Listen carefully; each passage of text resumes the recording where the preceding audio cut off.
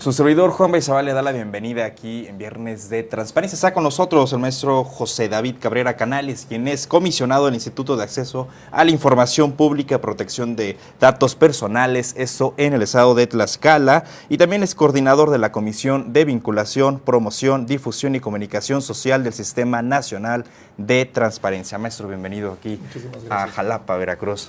Gracias. ¿Cómo estuvo el viajecito? Con mucha lluvia, pero todo bien, afortunadamente. Aquí estamos ya acompañándolos y gracias por el espacio y esta oportunidad. Muchísimas gracias. Para empezar, maestro, ¿en qué consiste el Sistema Nacional de Transparencia? Claro, el Sistema Nacional de Transparencia es la instancia que se creó para integrar a las diferentes instituciones que tienen que ver con todos los asuntos relacionados a la transparencia, al acceso a la información, a los archivos, a la rendición de cuentas. El Sistema Nacional de Transparencia está integrado por el INAI, quien es el que preside además el Sistema Nacional de Transparencia, y por los 32 órganos garantes del país, por el Archivo General de la Nación, la Auditoría Superior de la Federación y el INEGI. La finalidad del Sistema Nacional de Transparencia es coordinar y evaluar la política transversal de acceso a la información y de protección de datos personales. Si tuviéramos que ponernos una calificación en todo nuestro país, ¿sería buena o mala en materia de transparencia? Pues diría que hay diferentes datos en los estados. Hay estados que están muy bien, están trabajando muy bien, tanto los sujetos obligados como los órganos garantes de transparencia, y hay estados en los que hay mucho por hacer todavía. ¿Dos estados que están muy bien y dos estados con los que hay mucho por hacer todavía? Bueno, yo diría que Veracruz está bien, yo diría que Estado de México está bien, y daría otro dato más, quizás también el caso donde no está bien, yo tendría que decirlo y lamento que sea el caso mío, el caso de Tlaxcala. Ahí tenemos mucho por hacer todavía en los temas de transparencia y de acceso a la información y de rendición de cuentas. ¿Qué acciones se deben implementar y que ya están haciendo en Tlaxcala y en otros estados más para poder superar este balance, digamos? Bueno, debemos de socializar más estos derechos. Hay que ver una realidad que existe en el país. Más del 50%, cerca del 50% de los ciudadanos desconocen la existencia de esos derechos y por lo tanto no los reclaman, no los exigen. Ese es un problema, la socialización de los derechos.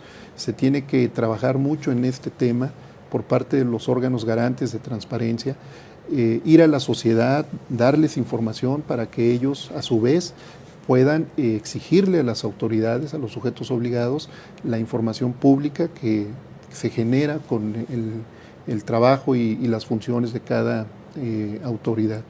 Tendríamos también que continuar con capacitación hacia los sujetos obligados, pero en este tema yo creo que lo más importante sería la permanencia de las personas que se capacitan en materia de transparencia, en materia de protección de datos personales y en materia de archivos, porque también es un tema importante. La base de la transparencia son los archivos, en donde tengamos la permanencia de las personas que se capacitan y logran cierta especialización para poder continuar su funcionamiento en el sujeto obligado. Y en materia de capacitación o de socialización, mejor dicho, de socialización de estos derechos, el Sistema Nacional de Transparencia está llevando a cabo actividades de manera coordinada con la Comisión de Vinculación, Promoción y Difusión y Comunicación Social de este sistema para acercar estos derechos a la ciudadanía. Tal es el caso de actividades que se llevan a cabo continuamente, de manera anual, permanentemente, en donde se lanzan convocatorias abiertas a la ciudadanía. Pueden ser niños, pueden ser jóvenes mayores de 18 años que estén estudiando alguna carrera universitaria, para poder participar en actividades que les permita apropiarse de estos derechos. Quisiera hablar de una convocatoria que acaba que se publicó el 7 de junio, que es la convocatoria nacional de Spot de Radio 2018. Es una convocatoria abierta a todos los jóvenes que tengan más de 18 años, que estén estudiando en alguna licenciatura o estén estudiando algún posgrado en instituciones públicas o privadas de nuestro país. Y en esta convocatoria lo que se busca es que en un spot de 30 segundos los jóvenes expresen sus ideas en los temas de transparencia, de acceso a la información y de protección de datos. ¿Cuándo se originó esa serie de actividades para acercarse a la población y hasta el momento cuáles han sido los resultados? Bueno, se originó desde que existen los órganos garantes de transparencia. Tienen ya varios años en desarrollo estas actividades y las experiencias y los resultados que se han tenido son positivos. Hay mucha participación de los jóvenes y es a donde queremos llegar prácticamente. Hay personas ya de cierta edad que estos derechos no tuvieron la oportunidad de poderlos conocer en su momento y los jóvenes son quienes en este momento se están informando y son los que más se acercan a este tipo de actividades. El papel de los medios de comunicación. Sumamente importante. Es a través de ustedes que podemos llegar a muchas personas y que podemos lograr que estos derechos se conozcan de manera más directa y amplia por parte de la ciudadanía. Entonces, yo considero que los medios de comunicación juegan un papel fundamental en poder socializar estos derechos. ¿De quién depende el sistema nacional de transparencia? ¿Del gobierno federal, del gobierno del estado en cada entidad federativa o es autónomo completamente? Es autónomo totalmente, ya que también en este caso los órganos garantes de transparencia de los estados tienen autonomía e independencia para poder decidir sobre la aplicación de su funcionamiento y desde luego pues esta autonomía permite que se pueda llevar a cabo la actividad especializada de hacer cumplir con las leyes de transparencia tanto en el ámbito local como en el ámbito nacional. ¿No habría entonces ningún problema que con el cambio de los gobiernos, del gobierno federal, con el cambio de los gobiernos estatales, una persona que dé un excelente, o haga, mejor dicho, un excelente papel dentro de este sistema, pueda ser suspendido? No, hay mecanismos, desde luego, en cada estado, quienes están formando parte de los órganos garantes de transparencia, solamente pueden ser removidos del cargo a través de juicio político que lo lleva a cabo las legislaturas de los estados y pues solamente por causas graves podría haber algún tipo de destitución de algún servidor público que se desempeñe en los órganos de transparencia. Este Sistema Nacional de Transparencia tiene diferentes instancias, diferentes comisiones temáticas. ¿Puede platicar sobre estas mismas? Claro que sí. El Sistema Nacional de Transparencia, para poder funcionar, tiene que sesionar a través de un Consejo Nacional. El Consejo Nacional está integrado por el presidente del Instituto Nacional de Transparencia, Acceso a la Información y Protección de Datos Personales, el INAI, y también por los titulares, en este caso del Archivo General de la Nación, de la Auditoría Superior de la Federación, del INEGI, y por los presidentes de los 32 órganos garantes del país. Este Consejo Nacional tiene que sesionar 2 veces al año, 6 veces durante... Cada 6 meses. Cada 6 meses tendrá que llevar a cabo sus sesiones y eso de manera ordinaria y de forma extraordinaria en cualquier momento. Ahí es en donde se aprueban lineamientos, en donde se aprueban todas las disposiciones que van a aplicarse a nivel nacional en los órganos garantes y con los sujetos obligados. Aparte del Consejo Nacional de Transparencia, existen 11 comisiones temáticas. En estas 11 comisiones ordinarias se llevan a cabo las actividades específicas de cada una de los derechos que se tienen en materia de transparencia, acceso a la información y protección de datos. Por ejemplo, hace un momento estuvo el coordinador de la Comisión de Archivos y Gestión Documental. Hay un comisionado que es el coordinador de la Comisión de Protección de Datos. Hay un coordinador también de la Comisión de Rendición de Cuentas. Hay un coordinador de capacitación. Hay un coordinador de derechos humanos. Y así son 11 comisiones en total las que integran el Sistema Nacional de Transparencia. Y hay un coordinador nacional de órganos garantes del país. Si tuviéramos que definir cuál sería la principal barrera a la que se está enfrentando ese Sistema Nacional de Transparencia.